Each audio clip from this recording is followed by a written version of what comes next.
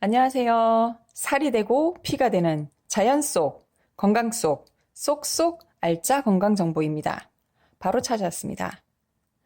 갱년기의 전반적인 증상 중에 뱃살, 감정 변화, 수면 장애를 차례로 다루어 봤고요. 오늘은 뱃살만큼 외관상 변화를 주는 피부, 그 이면에 존재하는 점막의 건조, 그리고 말하기 껄끄러운 생식기 건조까지 다루어 보겠습니다.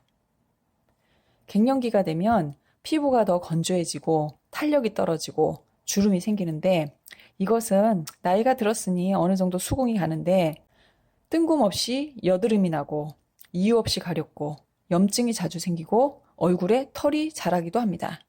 그리고 진작 있어야 될 머리카락이 얇아지고 잘 빠지고요.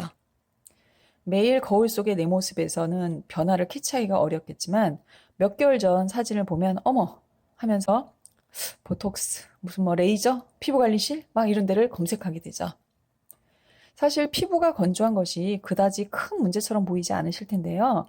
피부가 건조하다는 얘기는 우리 몸속 세포의 수분량이 줄어들었다는 얘기입니다. 그럼 당연히 점막도 건조해지고요. 흔히 우리가 점막하면 눈, 코, 입 그런 점막만 생각하시는데 입에서부터 직장까지 항문이요. 거기까지 그리고 내부 장기들이 모두 점막으로 구성이 되어 있어요.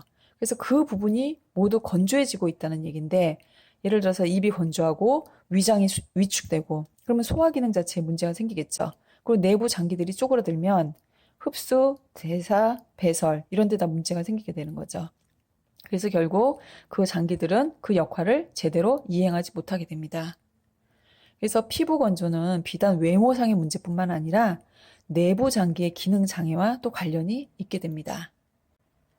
그래서 이렇게 갱년기 피부 건강에 도움이 되는 성분들을 좀 알아보면 콜라겐이나 오메가7이 있습니다. 콜라겐은 이제 너무 익숙하시죠? 그래서 피부 탄력을 부여하고요. 오메가7의 경우는 식물성 오일인데 피부 보습력, 눈 보습력을 부여하고 히알루론산과 아주 그냥 짝짝꿍이 잘 맞는 그런 최고의 성분입니다. 갱년기에 호소하는 건조감은 생식기 비뇨기계에서도 나타납니다. 건조만 한 게 아니라 통증이 생길 수도 있습니다. 그래서 흔히 갱년기가 되면 성생활을 꺼리게 되시는데 이는 생식기 점막이 얇아지고 건조해져서 성교 통증, 출혈, 상처, 염증이 잘 생겨서입니다. 심한 경우에는 왜 앉았다가 일어나는데도 생식기 부분이 건조하게 막 쩍쩍 갈라지는 느낌이 들어서 막 으윽 막 이렇게 소리를 내기도 하시거든요. 그래서 건강한 성생활을 위해서 질윤활제를 바르시는 방법이 있고요. 그 다음에 달맞이꽃 종자유, 보라지 오일을 복용하는 것도 건조감을 줄이는 데 도움이 됩니다. 좀 더 심한 경우에는 지난 편에서 얘기 드렸던 기능성 천연 성분의 식물성 여성 호르몬, 만약 더 심하면 처방 호르몬을 각각 그 증상에 맞게 활용하실 수 있습니다.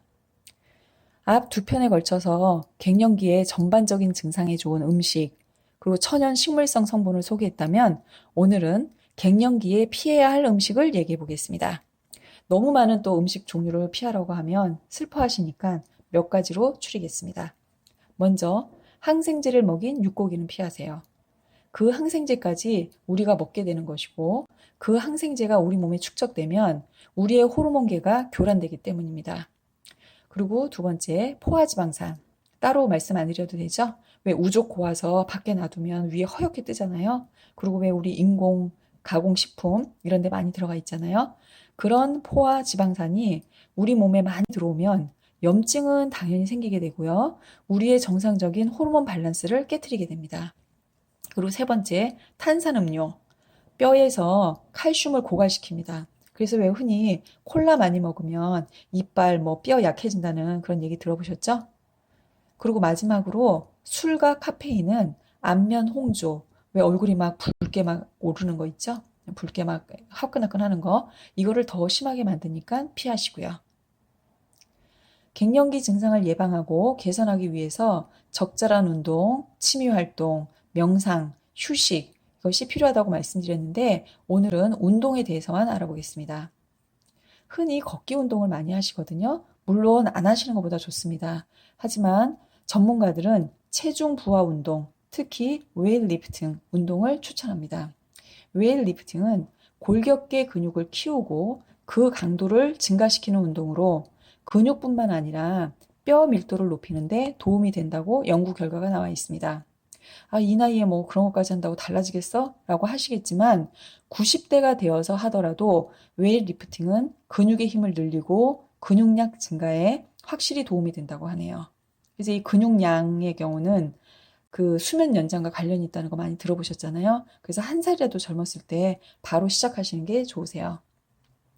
흔히 바벨, 덤벨을 가지고 벤치프레스나 뭐 데드리프트 뭐 이런 거를 해야 될 것 같지만 실제로는 그 어떤 도구 없이 기구 없이 그냥 스쿼트만 부지런히 하셔도 어느 정도 성공하실 수가 있습니다. 예, 저희가 스쿼트 운동 방법 그림으로 올릴게요.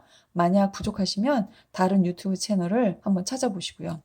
저는 하루에 한 70에서 100개 정도 하는데 절대 한꺼번에 못해요. 너무 힘들어서. 그래서 저는 이제 여러 번에 나누어서 예, 그렇게 하고 있습니다.